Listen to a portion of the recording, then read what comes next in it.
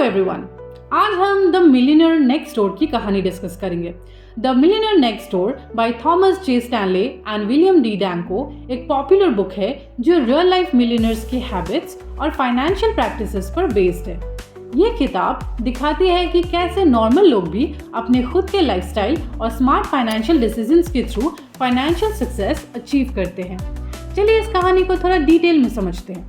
सबसे पहला पॉइंट जो हम डिस्कस करेंगे वो है वेल्थ वर्सेस इनकम। वेल्थ का मतलब सिर्फ पैसा कमाना नहीं, बल्कि जो पैसा आप सेव और इन्वेस्ट करते हो उससे है।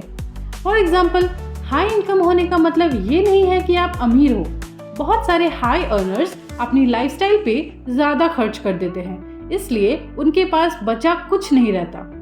सेकेंड पॉइंट है फ्रुगैलिटी, यानी सावधानी और बचत। मिलियनेयर्स ज़्यादातर फ्रुगल होते हैं। वो अपनी इनकम से कम खर्च करते हैं और अननेसेसरी लग्जरी आइटम्स पर पैसा वेस्ट नहीं करते।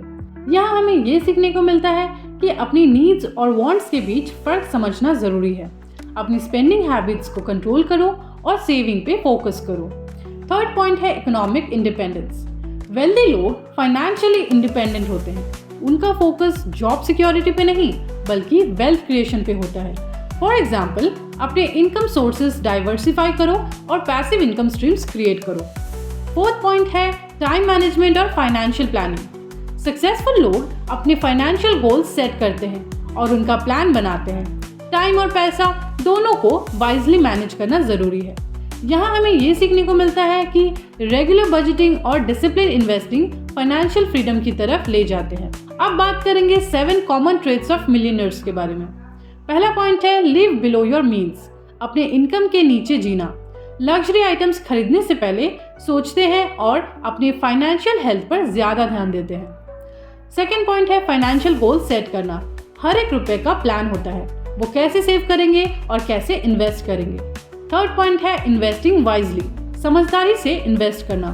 स्टॉक मार्केट, रियल एस्टेट और बिजनेस अपॉर्चुनिटीज में इन्वेस्ट करते हैं, जो उनके पैसों को ग्रो करता है। फोर्थ पॉइंट है अवॉइडिंग डेट। कर्ज से दूर रहना।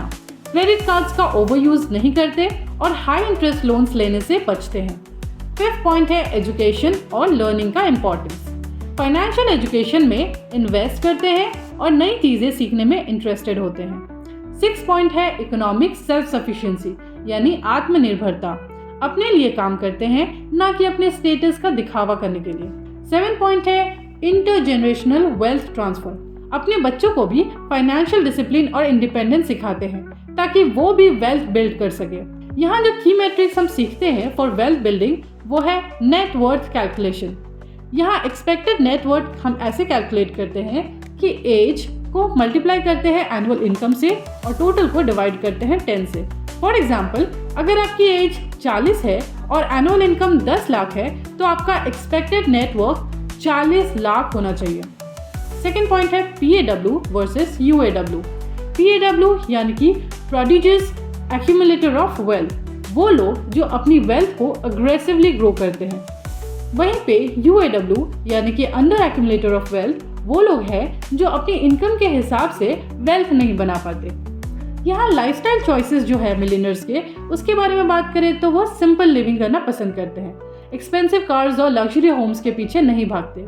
स्मार्ट शॉपिंग, सेल्स और डिस्काउंट्स का यूज करते हैं और दे फोकस ऑन सेविंग, यानी मिनिमम 20% इनकम सेव करते हैं और लॉन्ग टर्म इन्वेस्टिंग करते हैं। यहाँ जो एक्शनेबल टिप्स है जो हम इस किताब से सीख सकते हैं वो है अपना फाइनेंशियल प्लान बनाओ और उसे स्ट्रिक्टली फॉलो करो।